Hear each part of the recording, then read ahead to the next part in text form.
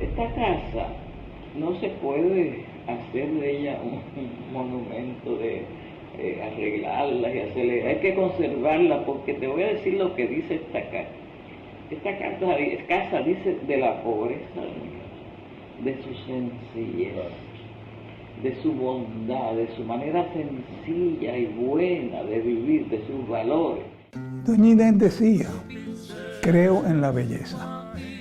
Y cuando hablaba de creer en la belleza, no se refería a las cosas lindas o a las cosas caras o a los objetos atractivos. Se refería al conjunto de cosas que representan algo más allá de su valor monetario, físico. Cómo las cosas representan valores, cómo las cosas representan actitudes, cómo las cosas representan sensibilidades y afinidades. Y cuando tú repasas la casa de Muñoz y doña Inés, o las casas de Muñoz y doña Inés, o los espacios de doña Inés y de don Luis, encuentras que se repiten una serie de cosas que son valores. El aprecio a la naturaleza, el aprecio a la sencillez. No hay lujos, hay objetos valiosos, pero nada de lujo u ostentoso.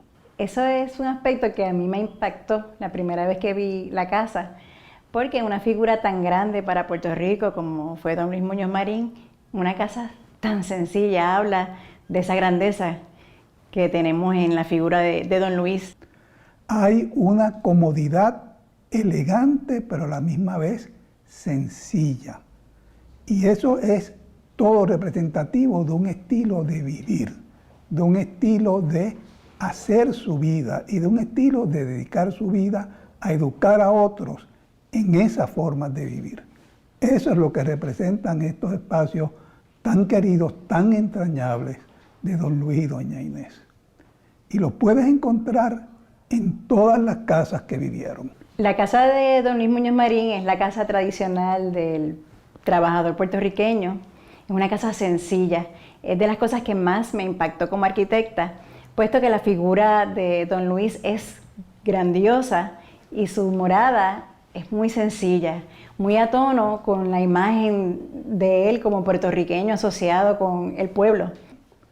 Su primera residencia de madera, de campo, pero no una casa campestre, una casa literalmente de campo, de madera, en donde viven en 1940, cuando la primera gran victoria del Partido Popular Democrático.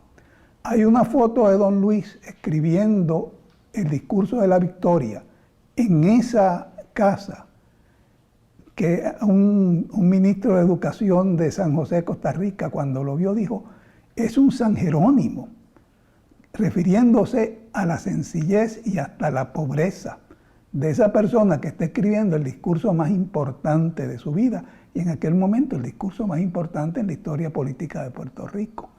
Esa es una forma de educar.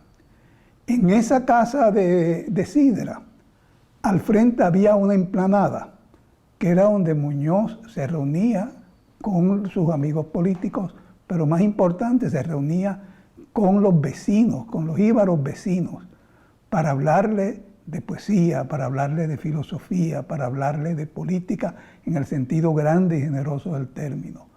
Era una forma de enseñar, y enseñar por alguien que vivía como ellos. Ese era otro ejemplo de sencillez. La casa de don Luis en Isla Verde, donde hoy está el aeropuerto internacional, tiene lo mismo, las mismas cualidades. Emplanada, el rancho, lo que pasaba por el rancho entonces, donde tenía las reuniones, donde iban las comisiones a verlo. Mi recuerdo era que vivíamos en Isla Verde, en una casa llena de cocales. Y luego, claro, la mudanza aquí a la casa de Trujillo Alto, que no está en Trujillo Alto, está en lo que era el municipio de Río Piedras. Lo que pasa es que decían en la carretera de Trujillo Alto, se quitó la carretera y se quedó Trujillo Alto. Esta casa la compramos en noviembre del 46 y yo iba a cumplir 6 años. Mi hermana tenía 7. Entonces ellos nos llamaron aparte, mi papá y mi mamá, para decirnos, vamos a adquirir nuestra casa. Y es la primera casa que hemos tenido. Y hoy es el día que las vamos a adquirir. Yo no entendí lo que él me quiso decir de lo importante que era tener una casa. Claro, con el tiempo uno sabe lo que te dijo y por qué te lo dijo. Entonces ahí fue una cosa de que para él era lo más grande del mundo comprar esta casa. Y entonces quería que participáramos de ese evento. Y de ahí en adelante pues era esta casa. Eso fue 2 años antes de Fortaleza. El mismo Dios creó sobre la nada. A él le encantaba aquí. De hecho, cuando en los viernes le decía, Inés, vámonos para el campo. Y le encantaba aquí, le gustaban por la vegetación, la cosa más íntima, porque Fortaleza es preciosa, pero no es íntima. Y así surgió un pueblo que atesora en su carácter los vestidos. Y en 1946 se mudan aquí. Yo recuerdo de niño, cuando decían vamos a casa de don Luis, pues había que ir al baño, ¿verdad? Para la travesía. Salíamos de la universidad, después de mucho tiempo llegábamos a la carretera hacia Carolina, se viraba a la izquierda. Luego de mucho tiempo se llegaba a la carretera de Trujillo Alto, se viraba a la derecha, y entonces después se llevaba a la de don Luis. Y ahora estamos dentro de la misma área metropolitana. Esta es una casa en hormigón enclavada en un solar de 3 cuerdas.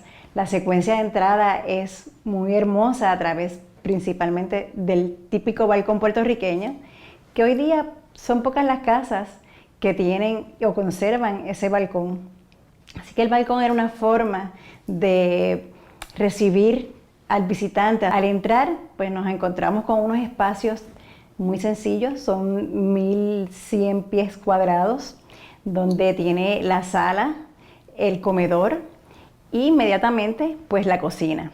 2 cuartos y un tercer cuarto que podría servir como despacho, biblioteca o quizás un cuarto de huéspedes para ellos utilizarlo como ellos quisieran. Me llama mucho la atención que la casa es bien ventilada, con mucha iluminación natural, tiene muchas ventanas en cada uno de sus espacios, muy a tono con nuestro clima tropical. Y eso es algo muy bonito, puesto que desde los cuartos yo me puedo transportar cuando ellos vivían aquí, quizás desde sus propias camas podían ver ese paisaje natural que les rodea, que es tan hermoso, y aprovechar, ¿verdad?, la ventilación natural y el clima de Puerto Rico, porque la casa no tenía aire acondicionado. Los pisos son en loza nativa, que era también algo típico de nuestras casas tradicionales. No tienen patrones, los pisos son en terracota en las áreas que son públicas, como el comedor y la sala. Y en los cuartos, pues es como un azul marino, son más oscuros. Un contraste también de colores interesantes.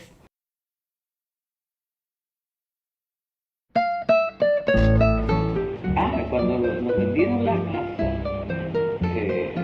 yo compré todo lo que era la casa, perdón, aquellos mueblecitos que están allí.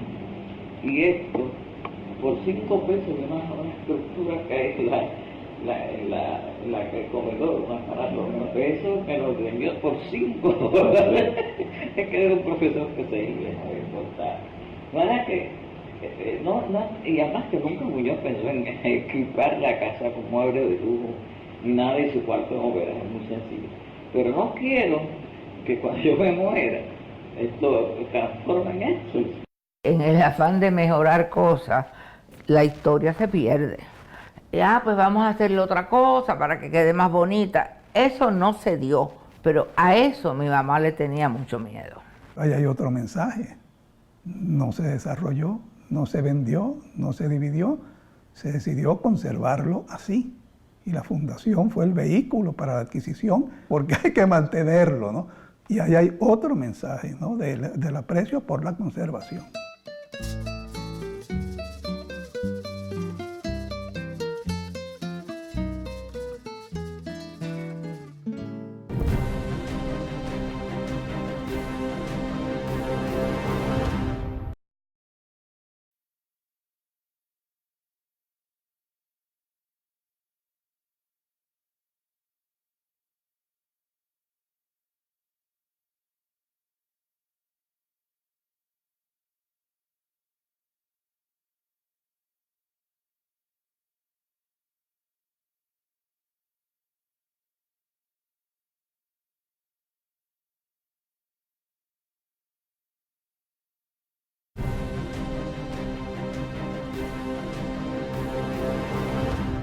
El corazón de la casa, pues podríamos decir que es el comedor junto con la cocina.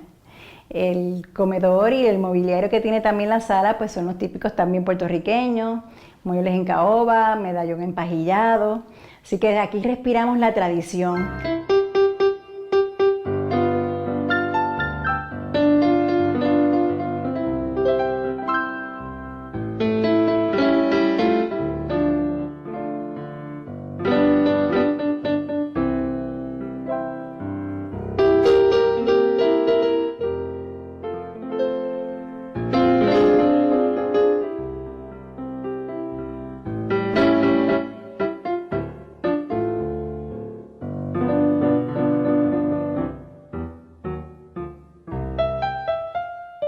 La casa es un testimonio. Yo era felicísimo de esta casa, felicísimo. Tiene 3 pequeñas habitaciones, esta salita.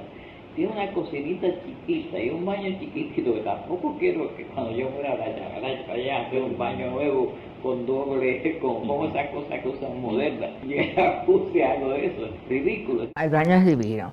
Ella pegaba con tape los dibujos de los nietos, pero no solamente eso. Ella, de todas las cosas que quería que supiéramos, estar segura que las veíamos, las pegaba frente al toilete en el baño. O sea, aquí lo van a ver y lo van a leer. La decoración toda con cuadros, arte, artesanía, sobre todo los libros, pues reflejan, ¿verdad?, las personas que aquí vivieron y que hicieron tanto por Puerto Rico. En cada espacio de la casa se coloca arte, se coloca un cuadro, un detalle.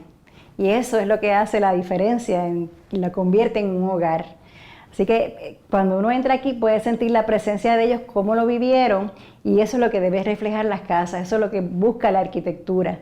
No importa que sea sencilla o que sea lujosa o que sea grandiosa, lo importante es que refleje quienes la viven, y definitivamente esta casa sencilla refleja la grandeza de esta familia. Lo primero que me impactó de la oficina, cuando uno entraba al escritorio y veía el escritorio, era que a mano izquierda había una cantidad, y están ahí todavía, una cantidad enorme de diccionarios. ¿Y por qué me impactó? Porque eso, en estos términos, en estos tiempos de la imagen, etcétera, ahí hay otro mensaje.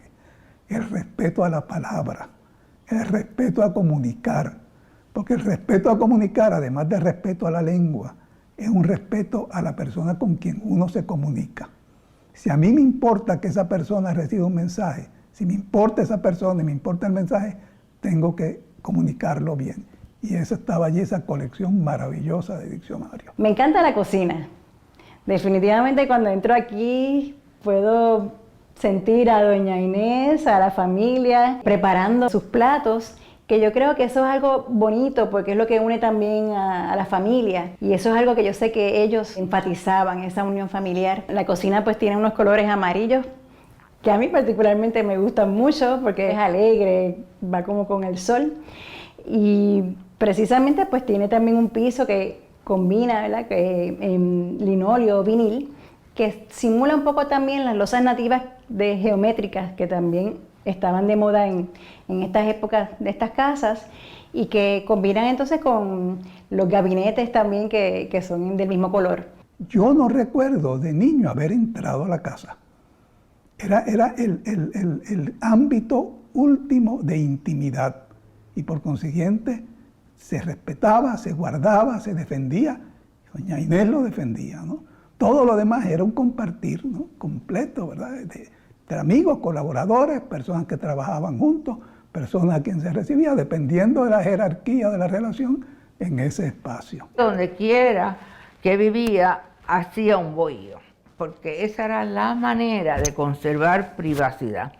Aparte que a mi papá le encantaba la naturaleza, y por lo tanto en el rancho había mucho más contacto con la naturaleza. El uso del rancho no solamente para recibir gabinetes o personas que venían del exterior y los tenía que atender en Fortaleza Bacalle, muchas veces prefería atenderlos acá. En el rancho se celebraban las reuniones políticas, las efemérides, navidades, cambios de año.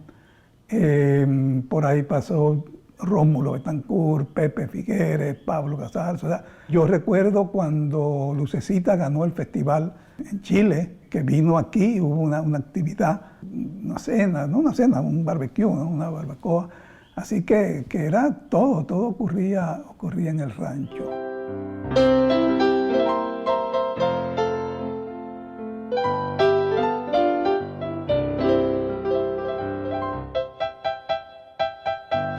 Y lo utilizaba mucho para las tertulias políticas. Muñoz, decían que Lenin cansaba a la gente escuchándolo, ¿no? Y Muñoz yo creo que tenía esa misma capacidad, ¿no? de escuchar. Entonces lo que hacía era, que también era algo que hacía el presidente Roosevelt, que hacía una pregunta chocante. Una, bueno, ¿y ustedes qué tienen en contra de la estadidad? Esa reacción de todo el mundo estupefacto, ¿no? Pues él quería escuchar cosas, para entonces ir haciendo su propio destilado, ¿no? De todos esos insumos. Y el rancho era el lugar ideal para eso, por el ambiente y porque propiciaba ese intercambio.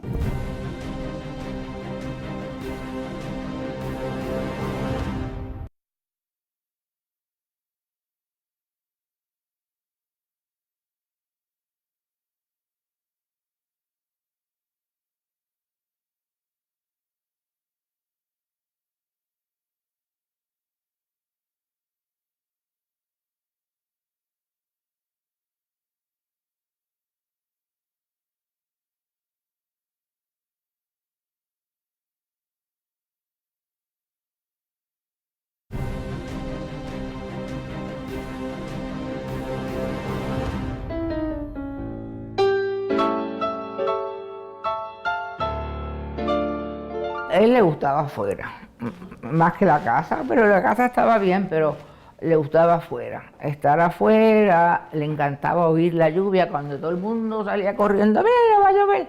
Él era que se quedaba, porque le encantaba el sonido, claro, en el rancho, el sonido de la lluvia en el techo del rancho y en las hojas de los árboles. Así que él no se guarecía mucho, se quedaba abajo. Ella hacía una fiesta de los pastores aquí, y resultó ser el día de mi cumpleaños. Y venían los pastores vestiditos, y entonces se cantaban los villancicos. En Fortaleza ella montaba aquí se ponía nacimiento, pero el de Fortaleza era enorme. Y los niños en diciembre visitaban Fortaleza. A mi mamá le encantaba la Navidad. Y ella pues lo aprovechaba porque le gustaba. En Fortaleza entró una reinita a hacer un nido. Entonces esa reinita era intocable. Mi padre puso una nota: no limpien el lado donde está la reinita, para que ella se sintiera libre y pudiera realizar su trabajo de madre reinita. Y eso para él era bien importante. De hecho, le hicieron caso. Nadie limpió aquello en lo que la reinita y los huevitos se incubaron. Mi padre me escribió una carta tan y tan bella que yo siento tanto haberla perdido. Porque básicamente lo que él decía es que la Navidad y los regalos representan a el que da sin esperar recompensa. Santa Claus no se quedaba ahí para que uno le diera chavo ni nada. Igual los reyes. Es la representación de dar sin esperar. Para él eso era lo que era Santa Claus. Y esa carta que me escribió, preciosa, me decía eso. Y que esa realidad de Santa Claus y de los reyes era la realidad más profunda de todas las que contaban.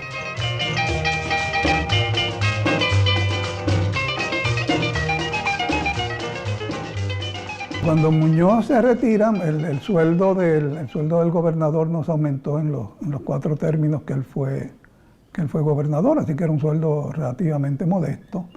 Muñoz no tenía grandes propiedades, no tenía grandes ahorros. Entonces se hizo una ley que proveía para dos cosas. Proveía para una pensión, para tres cosas. Para una pensión para los exgobernadores, que también era una pensión modesta. Segundo, proveía para un espacio, para ofrecer espacios de oficina, para que el exgobernador pudiera habilitar una oficina, y esas estaban adscritas a la oficina de presupuesto. En el caso de don Luis, la oficina la estableció aquí. Se hizo una colecta entre sus ex ayudantes, el arquitecto Esteban Padilla, que había sido ayudante de él en la fortaleza, fue quien diseñó dos edificios también muy modestos, uno que albergaba, en donde estaban las secretarias y un ayudante, y el otro en donde estaba la biblioteca y el despacho propiamente. Y entonces desde ahí funcionaba la oficina del ex gobernador.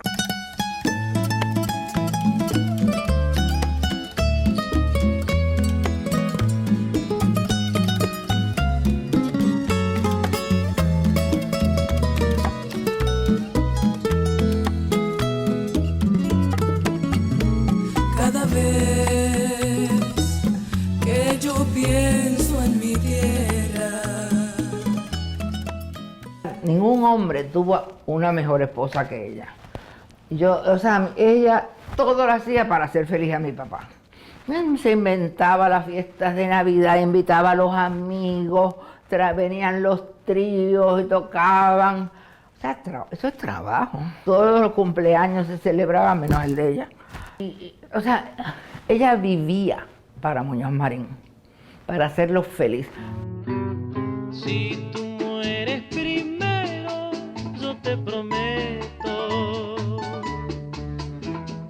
escribiré la historia de nuestro amor. Ella vivió dedicada a la memoria de don Luis, igual que en su vida vivió dedicada a don Luis. Era un maestro. Eso era lo que él era. No es esa persona que ustedes creen que mucha gente alaba, que hacen partidos políticos en su nombre. Era un sencillo maestro, entendiendo el dolor y la angustia de una sociedad explotada y en la miseria. Leía por una cantidad inmensa. Ella se sentaba en el balcón de la residencia, ponía WIPR, ponía un concierto de música clásica, no solamente porque le gustaba la música, sino porque el fundador de WIPR era un íntimo amigo y colaborador, José Buitrago, y entonces ahí ponía el concierto de la tarde y se ponía a leer las cosas más diversas. La cantidad de libros que ella leía poesía, leía ciencias políticas, leía ficción, era una lectora bien devota. Hay que amar y conocer los pueblos para poder servirles. No para servirse de ellos, sino para poder servirles. Decirle la verdad a las personas con emoción. Ese es el secreto de Muñoz Marín, de su éxito. Ella quiso mantener esto siempre como Muñoz lo vivió. Tenía ese celo enorme por mantenerlo como Muñoz lo vivió, aunque cambiaba las cosas, ¿no? Aquí toda cosa tenía un lugar y había un lugar para cada cosa, y cada cosa tenía su lugar. Pero entonces ella iba cambiando. De repente uno entraba y notaba que el retrato que antes había estado había cambiado de sitio, de acuerdo a lo que ella quisiera expresar en ese momento. Entonces me parece que su deseo fundamental es que esto quedase como el espacio de Luis Muñoz Marín, con su sensibilidad, con sus afinidades, con sus valores, y como último testimonio de su vida cotidiana. No hubo un pedazo de tierra en esta isla que sus pies no pisaran. Fue hablándole así y aprendiendo, porque una cosa es hablar y otra cosa es recibir el impacto de la gente que te oye y que tú lo dejas hablar y que tú oyes su sentir y que tú vas aprendiendo de ellos más de lo que ellos aprenden de ti.